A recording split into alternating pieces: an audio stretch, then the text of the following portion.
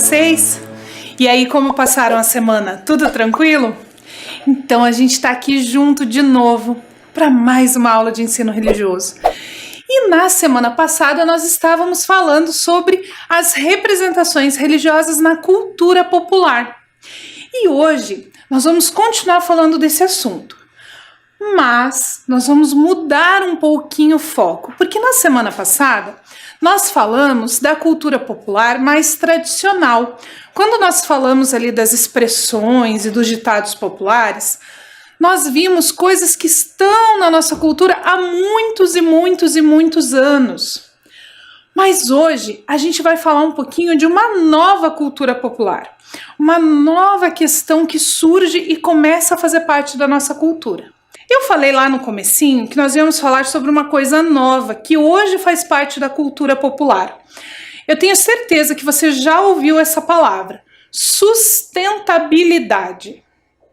Essa palavra aparece na televisão, aparece nos textos, aparece na internet, ela aparece em vários lugares. E muitas vezes nós não sabemos o que ela realmente quer dizer. A sustentabilidade, ela tem várias preocupações. Não é só o meio ambiente, não é só a relação de consumo. São vários elementos que fazem parte da sustentabilidade. Nós hoje vamos falar um pouquinho da questão do meio ambiente. Porque você deve estar se perguntando aí, mas o que a sustentabilidade tem a ver com o ensino religioso? O que o ensino religioso quer falar sobre isso? Pesquisando, nós descobrimos que o meio ambiente faz sim parte da cultura religiosa, mesmo que às vezes a gente não saiba. Para isso, nós vamos ver agora o que as religiões falam sobre o planeta. O que as religiões falam sobre o meio ambiente, sobre o cuidado com o meio ambiente? Será que eu, sendo uma pessoa religiosa, eu tenho que me preocupar em cuidar da natureza também? Hoje você vai descobrir de algumas religiões. E eu tenho certeza que se você pesquisar um pouquinho da religião que você segue aí na sua família, ou das religiões que você já aprendeu na escola ou nas nossas aulas, você vai descobrir que todas as religiões vão falar alguma coisa sobre o planeta Terra. Quer ver só?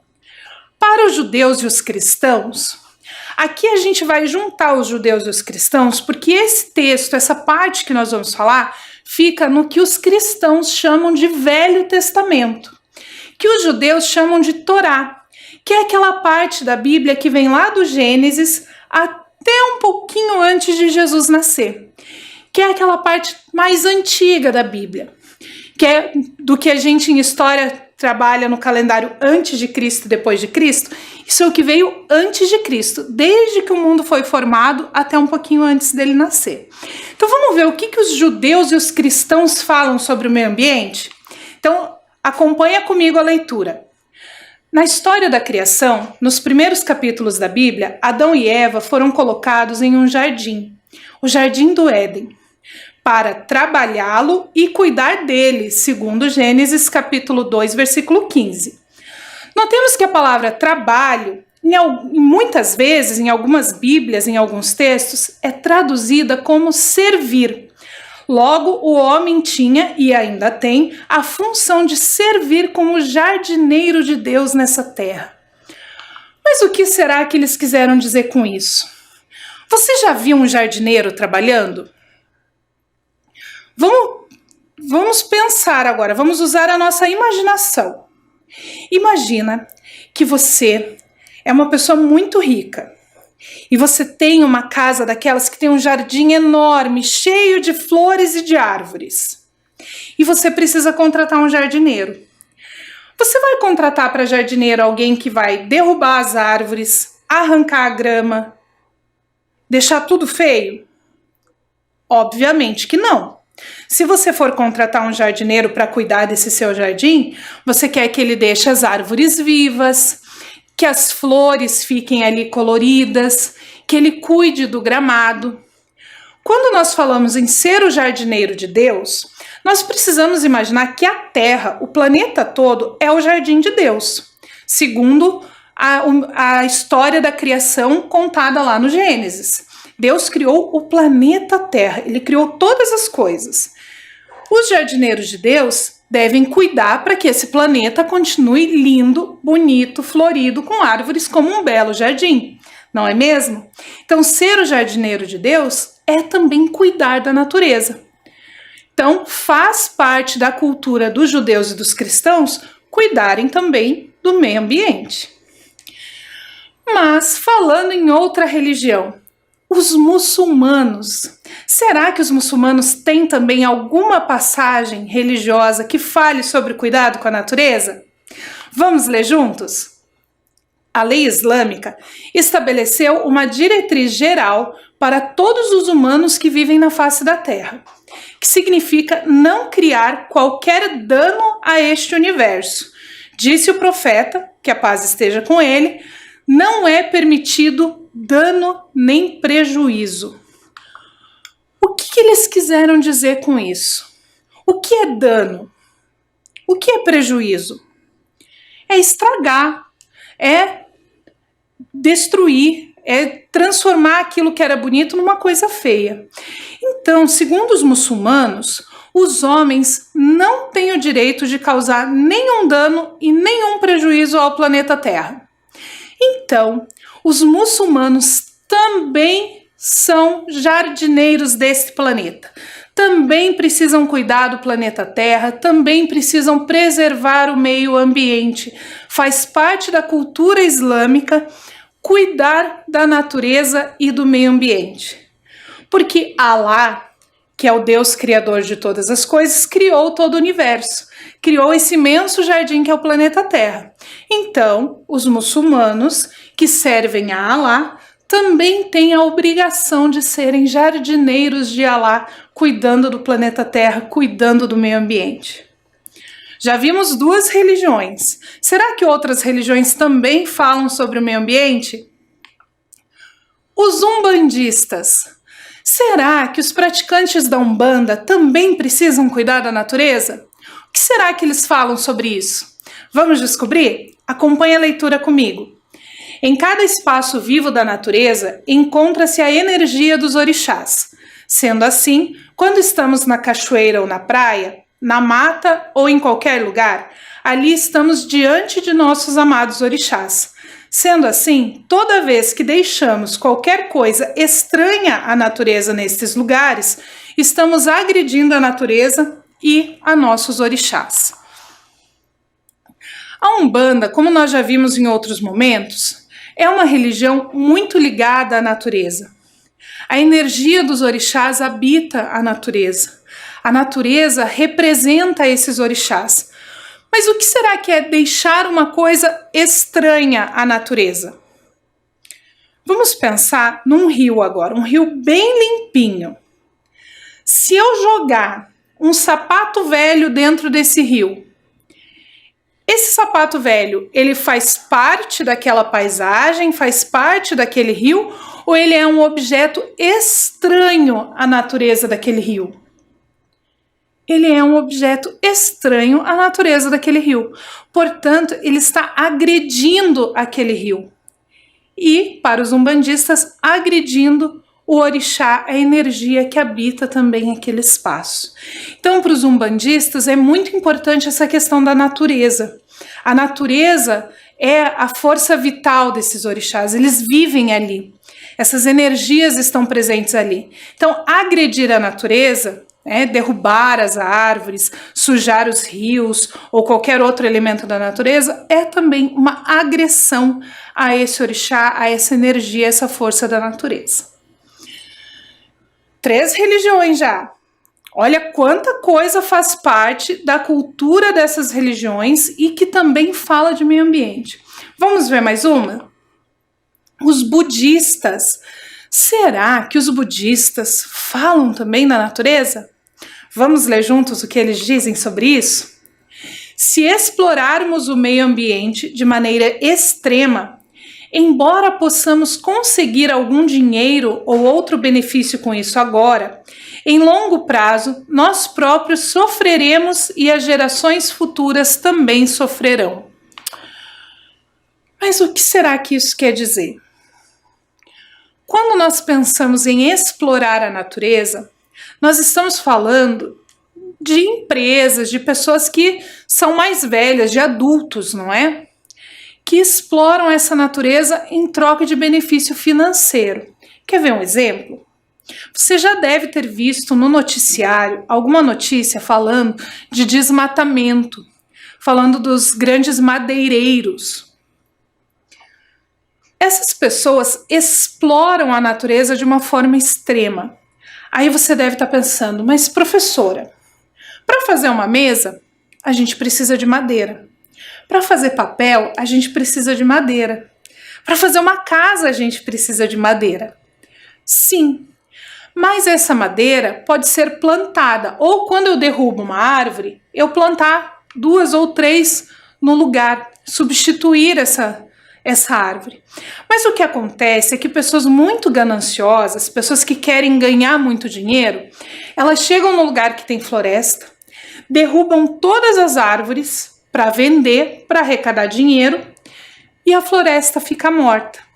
O que os budistas querem dizer com esse texto é que, por mais que essa pessoa ganhe dinheiro agora, no futuro ela ou os descendentes dela vão sofrer. Porque se eu derrubar todas as árvores, nós sofremos com problemas respiratórios, com falta de oxigênio, os animais entram em extinção. Então, por mais que aquela pessoa que derrubou a árvore não sofra, as gerações futuras, os seus descendentes, vão sofrer com essa ação dessa pessoa. Então, por isso, para os budistas também é importante preservar a natureza.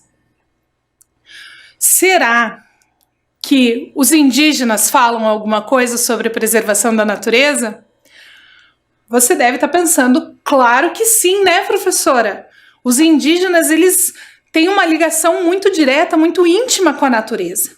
Então vamos ver o que um grupo indígena fala sobre isso? Vamos ler juntos?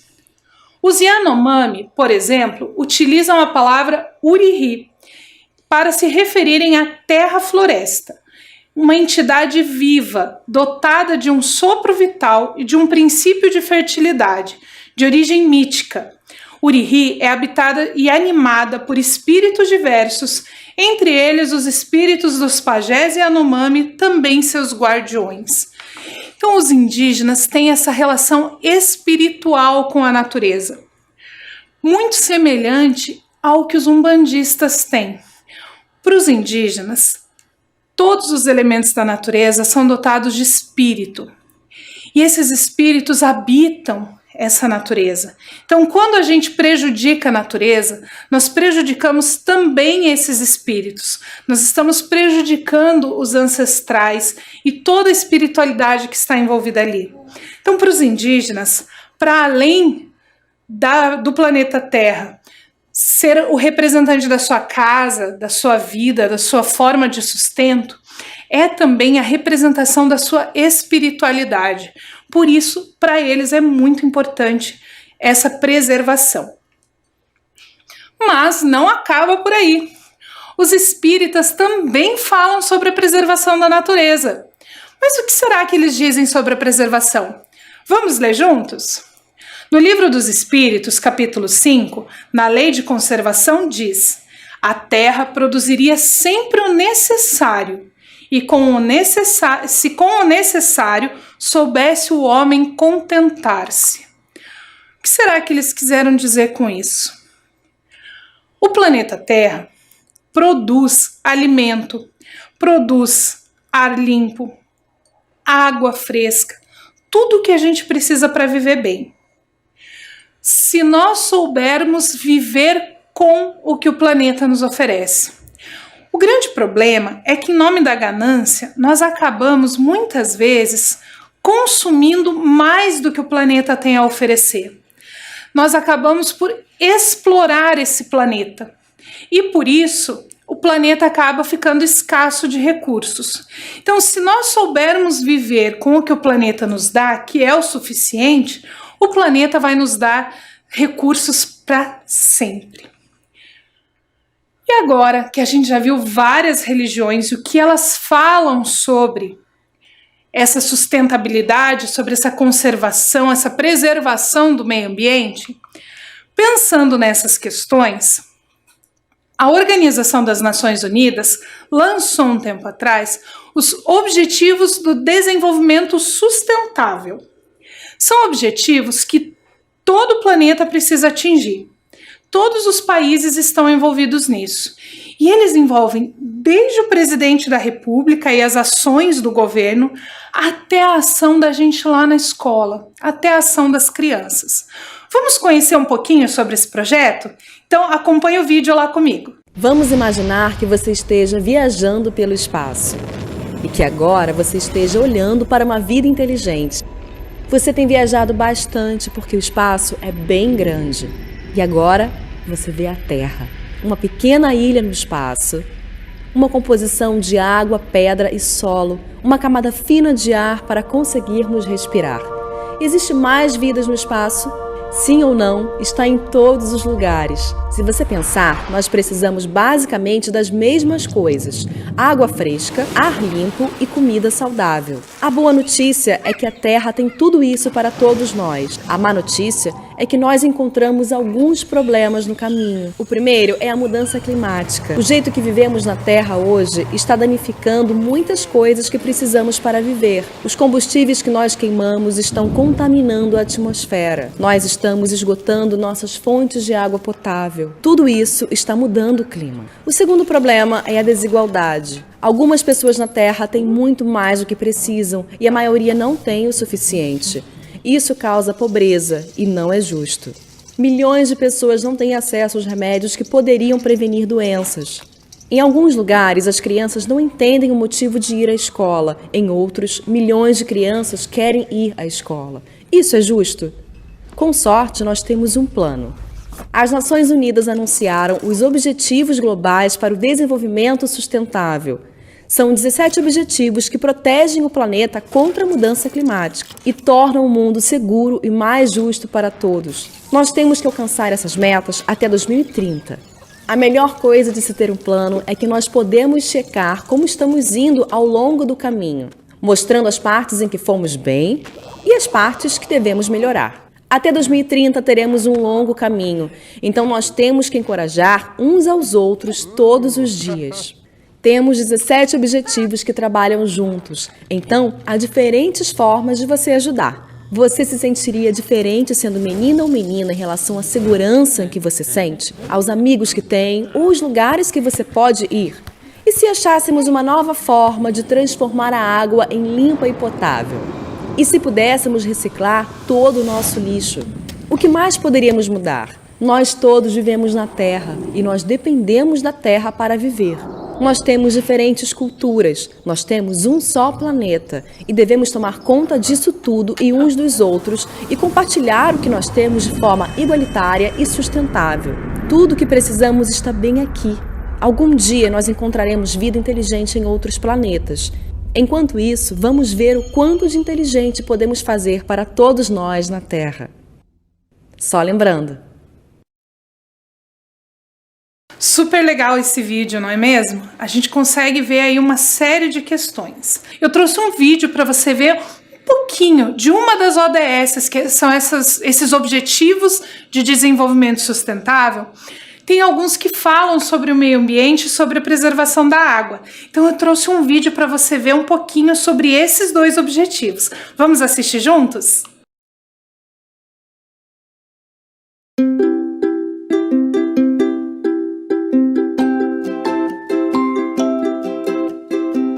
Até 2020, temos que assegurar a conservação dos ecossistemas, garantindo a biodiversidade dos seres vivos na terra e debaixo d'água.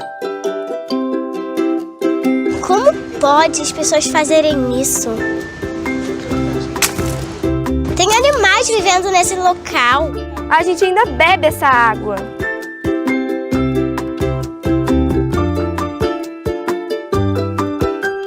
Uma variedade enorme de animais e plantas dependem de todos nós para sobreviver. E nós dependemos deles também. Nós mesmos poluímos essa água. Então nós temos que mudar. Verdade. Mas todo mundo tem que fazer sua parte, não é só a gente não. Precisamos proteger todas as espécies animais e vegetais, especialmente aquelas ameaçadas de extinção em seus ambientes naturais e florestas que sofrem com desmatamento que ameaça os seres que nelas vivem. Nossa, agora a gente pode tirar as luvas, né, gente? Tá tudo limpo. Devemos proteger as águas dos rios, dos lagos e dos mares para contribuir para o bem-estar de todos, principalmente das pessoas que dependem delas para trabalhar e viver, assim como a saúde dos bichinhos que nelas habitam. Missão cumprida. Quase comprida. Pera aí. Uma plantinha. Agora sim tá tudo. Tudo limpo. Bem melhor. Missão cumprida. Vamos refletir. Como as pessoas, plantas e animais se relacionam? De que forma estamos alterando a vida na água e a vida terrestre? Por que é importante preservar a biodiversidade?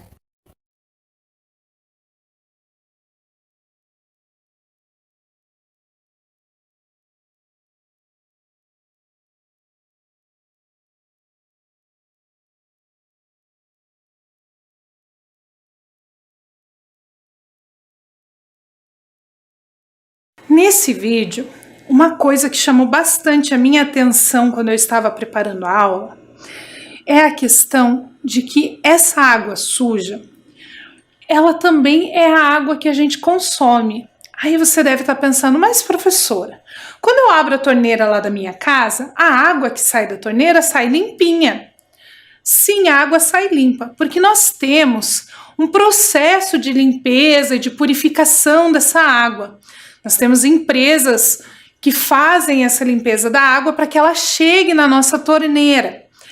Mas, se a gente pensar que quanto mais suja essa água estiver, mais difícil vai ser o processo de limpeza e mais dinheiro público essa empresa vai gastar para limpar a água que chega na nossa casa vai chegar mais cara, vai chegar faltando, vai ter aqueles rodízios que você já deve ter visto acontecer, que um dia tem água, no outro não tem. Algumas sujeiras eles não conseguem limpar e aí essa água não pode ser utilizada. Existem alguns rios no planeta Terra que são tão sujos, tão poluídos, que não tem como limpar. Eles têm tanta sujeira que não tem como nenhuma empresa limpar ele para que a gente possa usar essa água. Só que essa água traz vida para todos os elementos do planeta. Tudo que é vivo precisa de água. As plantas, os animais e nós. Uma parte muito grande do nosso corpo, uma coisa que você aprende aí na aula de ciências, é que uma parte muito grande do nosso corpo é de água. Então a gente precisa muito de água. A gente precisa de água para beber, a gente precisa de água para cozinhar, para a nossa higiene. Nesse período aí de pandemia, quantas vezes por dia você está lavando a mão? Então a água precisa estar muito limpinha para que ela possa fazer essa limpeza. Por isso, um dos objetivos do desenvolvimento sustentável é o cuidado com a água. E a água, além de toda essa importância para a nossa vida física, na maioria das religiões, nós encontramos uma simbologia muito importante para a água. A água, ela é importante para as religiões também. Vamos pensar lá no cristianismo, né? No caso dos católicos, dos luteranos, dos presbiterianos, o batismo dos bebezinhos, ou no caso de outros protestantes e evangélicos, o batismo quando é adulto, ou quando é adolescente. Você já imaginou fazer um batismo na água suja, na água poluída? Na Umbanda, nós temos Oxum que habita os rios e Iemanjá que habita o mar. Vocês já imaginaram se um orixá vai querer morar num rio, num mar todo sujo e poluído? Como que essa força, essa energia vai habitar esse rio? E os indígenas que tomam banho nos rios, que pegam a água desses rios? Ou mesmo para nossa alimentação. Quem aí gosta de comer peixe? Você ia comer um peixe que veio de um rio todo poluído? Será que esse peixe seria bom para a gente comer? Então tem várias questões muito importantes para a gente pensar sobre a água. E não só sobre a água. Lembra que nós imaginamos que nós estamos lá em cima? Será que o ar que a gente respira está limpinho? Várias religiões falam também sobre o ar, sobre o sopro vital. E se eu assoprar um ar todo poluído, todo sujo? Será que os deuses, os santos, os orixás, os espíritos ficariam felizes de saber que a gente está estragando esse ar que eles criaram para a gente? Então são questões muito importantes para você pensar. Tenho certeza que você fazendo a sua parte, a gente vai conseguir mudar o mundo. Você deve estar pensando, nossa, professora, mas é tão pouquinho que eu posso fazer. Se cada uma fizer um pouquinho, juntando vai ser um montão.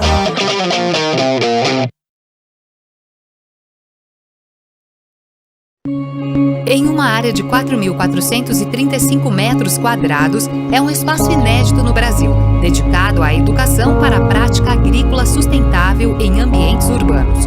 O local reúne os mais modernos métodos de plantio de alimentos saudáveis sem agrotóxico. Energia solar. 72 módulos fotovoltaicos fornecem energia elétrica com potencial de geração de 30 megawatts por ano. Captação de água da chuva. Sistema de captação e reservatórios com capacidade de 25 mil litros que abastecem o sistema de irrigação. Banco de alimentos. Evita o desperdício de alimentos, conectando doadores e entidades sociais e também recebe os alimentos produzidos na fazenda urbana. Cozinha Escola. Espaço para aprendizado no preparo, conservação, higienização, aproveitamento integral e aspectos nutricionais dos alimentos.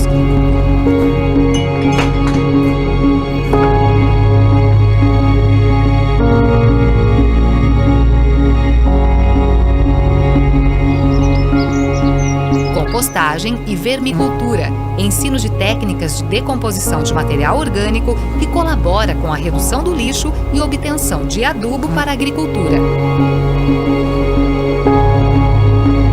Estufas, replicação de espécies, triagem de mudas e cultivo protegido para espécies mais exigentes em condições climáticas.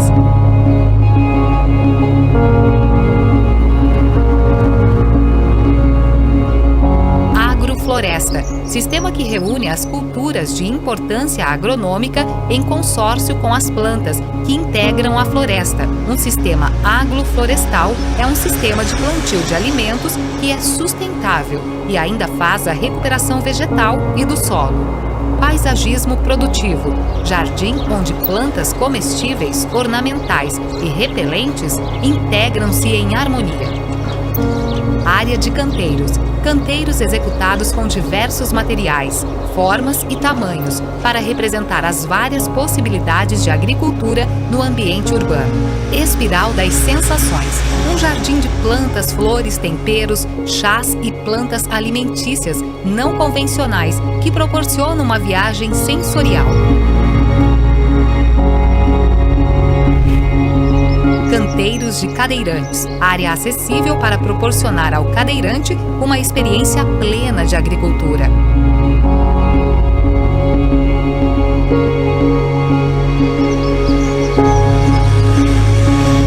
Jardins de mel, colmeias de abelhas jataí, mandaçaia, guaraico, mirim e manduri, formam o ecossistema apícola de espécies fundamentais para o equilíbrio ambiental e a produção agrícola.